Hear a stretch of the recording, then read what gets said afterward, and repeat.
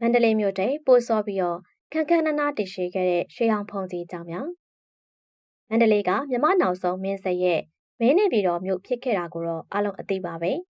တက္ကရာ1921ခုနှစ်မှာတည်ဆောက်ခဲ့တဲ့ဒီမြို့လေးကိုအောင်ကျော်ချမ်းအေးမန္တလေးအုတ်ကျစ်ကျော်အေးမန္တလေးအင်ချင်းကြောင်အောင်ရတနာပုံစတဲ့စကားတွဲလေးတွေနဲ့အမတ်သားပြုထားတတ်ကြတာပါမန္တလေးမှာကမ္ဘာအရှိဆုံးတစ်တတာဖြစ်တဲ့ဥပိန်တတာ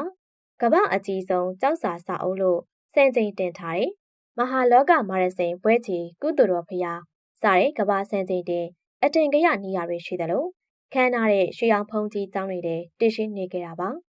ပြောရရင်တော့ဖုံကြီးကျောင်းတချို့ရဲ့တက်တန်းကမန္တလေးမြို့တက်တန်းထက်တောင်ရှေးပိုကြနေကြတာပါဒီရွှေအောင်ဖုံကြီးကျောင်းတွေရဲ့တက်တန်းကမန္တလေးမြို့ကြီးတဲ့10စုနှစ်2စု3စုစာလောက်ပိုရှေးကြနေရလည်းဖြစ်ပါတယ်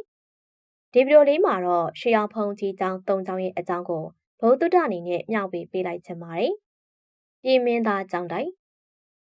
ပြည်မင်းသားကျောင်းတိုင်းလို့အမည်တွင်နဲ့မဟာတုလို့ပုံစံပြည်ကျောင်းတိုင်းကြီးကတော့မန္တလေးမြို့အဝင်တကွန်တိုင်းအဝိုင်းဘက်အနီး88လမ်းမကြီးရဲ့ညာဘက်ခြမ်းမှာတည်ရှိနေရပါ။မြမတက္ကရာ1200ခုနှစ်မှာတာယာဝတီမင်းကြီးရဲ့သားတော်ပြည်မင်းသားက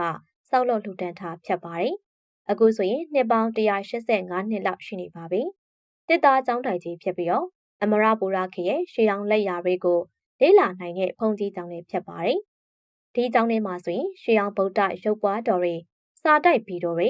ရွန်တစ်တာတွေပလင်တန်ကဲတွေပေစာတုပ်တွေမှန်စီရွှေချလက်ရာတွေဇက်တော်တွေနဲ့ရုပ်လုံးဖော်ထားတဲ့ရွှေအောင်ကျွန်းတစ်တာတွေရွှေအောင်ကြီးခေါင်းလောင်းနဲ့ကနုတ်ပန်းလက်ရာတွေဗဘူးရုပ်လုံးရုပ်ကွဲလက်ရာများစွာကိုလည်းထိမ့်သိမ်းထားပါတယ်။ပြောရရင်တော့ဖုံကြီးကျောင်းလေးဝင်လိုက်တာနဲ့ရွှေအောင်မြန်မာမှုလက်ရာတွေနဲ့ထုံမိုးနေတဲ့ဘိတုကလက်ရာတွေရွှေဟောင်းပစ္စည်းတွေကိုလေးလာခွင့်ရမှာပါ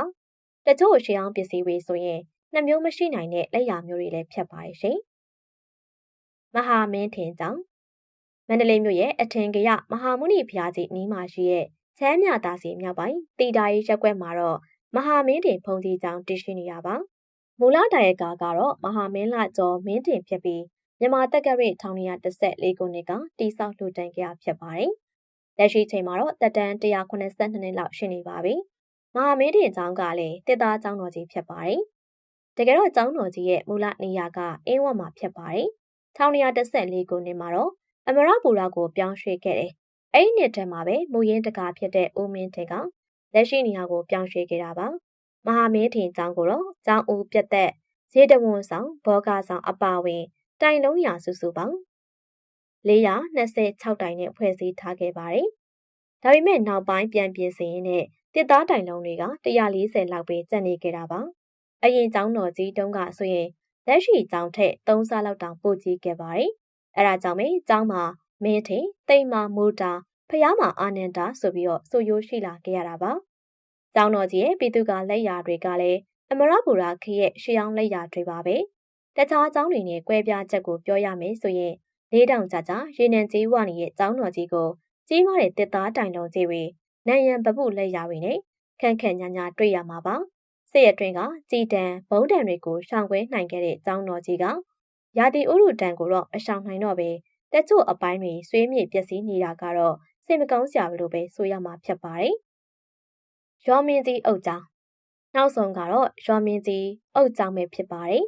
မန္တလေးမတရားလမ်းတိုင်းသွားလိုက်ရင်မန္တလေးတောင်ခောက်ကွင်းနဲ့ညနေချင်းဆိုင်လောက်မှာရှိပါတယ်။မြန်မာတက္ကရာ1928ခုနှစ်မှာရွာမင်းကြီးဦးဖို့လိုင်ကလှူဒန်းခဲ့တာပါ။တက်တန်းအပြင်158နှစ်လောက်ရှိနေပါပြီ။ဒီကျောင်းတော်ကြီးရဲ့ဘေးသူကလက်ရာကတော့ထူးခြားနေတာပါ။အားလုံးသိတဲ့အတိုင်းဦးဖို့လိုင်ကခေပညာကိုလည်းနှံ့ဆက်တတ်သူဖြစ်ပါတယ်။အဲဒါကြောင့်ဒီကျောင်းတော်ကြီးကိုအနောက်နိုင်ငံရဲ့ဖျားရှိခိုးကျောင်းရဲတိုက်တွေရဲ့ဒီဇိုင်းကိုမှီညံပြီးတိစောက်ထားခဲ့တာပါ။အများဆုံးကတော့ပြင်သစ်ဘေးသူကလက်ရာတွေဖြစ်ပါတယ်။ဒုတိယကမ္ဘာစစ်တုန်းကအင်္ဂလိပ်တွေကျဲချတဲ့ဘုံလေးလုံးကြပြီးတစ်သားတယ်တွေနဲ့အင်္ဂရိကနုတ်ပန်းလက်ရာတွေပျက်စီးက